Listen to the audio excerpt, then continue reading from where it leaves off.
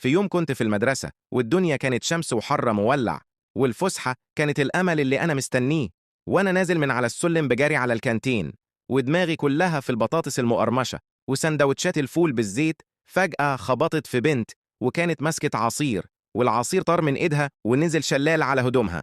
بصت لي بوش ضابط شرطة وقالت لي: خد شوية من وقتك وصلي على النبي وما تنساش تعمل لايك واشتراك. انت بتجري ليه؟ فاكر نفسك تاكسي؟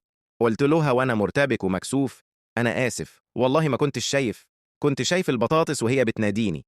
قالت لي: خلي البطاطس تنفعك بقى، هات العصير اللي واقع. مديت ايدي في جيبي، ما لقيتش غير تمن عصير واحد. اشتريت لها العصير وبصيت للكانتين زي طفل بيبص على لعبة في الفاترينا. انما اصحابي الجدعان لما شافوا الموقف ده قعدوا يضحكوا عليا وهم بياكلوا السندوتشات، وانا قاعد ابص عليهم زي الكلب اللي مستني عضمه.